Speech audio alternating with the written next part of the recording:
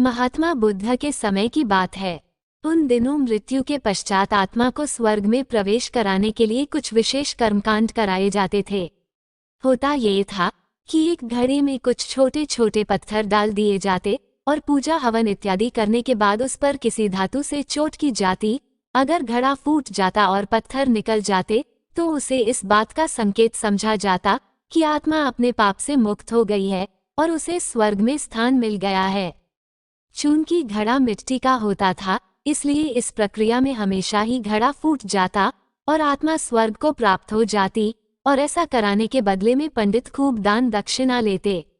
अपने पिता की मृत्यु के बाद एक युवक ने सोचा क्यों न आत्मा शुद्धि के लिए महात्मा बुद्ध की मदद ली जाए। वे अवश्य ही आत्मा को स्वर्ग दिलाने का कोई और बेहतर और निश्चित रास्ता जानते होंगे।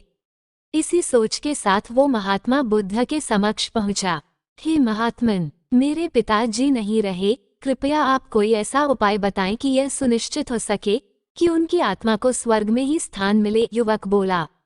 बुद्ध बोले, ठीक है, जैसा मैं कहता हूँ वैसा करना। तुम उन पंडितों से 2 घड़े लेकर आना, एक में पत्थर और दूसरे में घी भर देना। दोनों घड़ों को नदी पर लेकर जाना और उन्हें इतना डुबोना कि बस उनका ऊपरी भाग ही दिखे। उसके बाद पंडितों ने जो मंत्र तुम्हें सिखाए हैं उन्हें जोर जोर से बोलना और अंत में धातु से बनी हथौड़ी से उन पर नीचे से चोट करना। और ये सब करने के बाद मुझे बताना कि क्या देखा।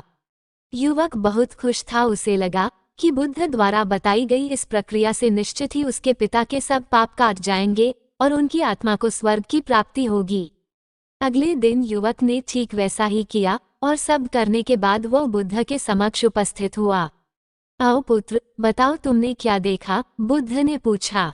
युवक बोला, मैंने आपके कहे अनुसार पत्थर और घी से भरे घड़ों को पानी में डालकर चोट की। जैसे ही मैंने पत्थर वाले घड़े पर प्रहार किया, घड़ा टूट गया और पत्थर पानी में डूब गए। उसके बाद मैंने घी वाले घड़े पर वार किया, वह घड़ा भी तत्काल फूट गया और घी नदी के बहाव की दिशा में बहने लगा। बुद्ध बोले, ठीक है, अब जाओ और उन पंडितों से कहो कि कोई ऐसी पूजा यज्ञ इत्यादि करें कि वे पत्थर पानी के ऊपर तैरने लगे और घी नदी की सतह पर जाकर बैठ जाए। युवक हैरान होते हुए बोला, आप कैसी बात करते हैं? पंडित चाहे कितनी भी पूजा कर लें, पत्थर कभी पानी पे नहीं तैर सकता और घी कभी नदी की सतह पर जाकर नहीं बैठ सकता। बुद्ध बोले, बिल्कुल सही, और ठीक ऐसा ही तुम्हारे पिताजी के साथ है। उन्होंने अपने जीवन में जो भी अच्छे कर्म किए हैं वो उन्हें स्वर्ग की तरफ उठाएंगे, और जो भी बुरे कर्म किए हैं वे उन्हें नरक की ओर खींचेंगे। और तुम चाहे जितनी भी पूजा करा लो, कर्मकांड करा लो, तुम उनके कर्मफल को रत्ती भर भी नहीं बदल सकते। युवक बुद्ध की बात समझ चुका था कि मृत्यु के पश्चात स्वर्ग जाने का सिर्फ एक ही मार्ग है, और वो है जीवित रहते हुए अच्छे कर्म करना। वीडियो अच्छा लगा हो तो वीडियो को लाइक करें, और चैनल पर पहली बार आए हैं तो चैनल को सब्सक्राइब करें। धन्यवाद।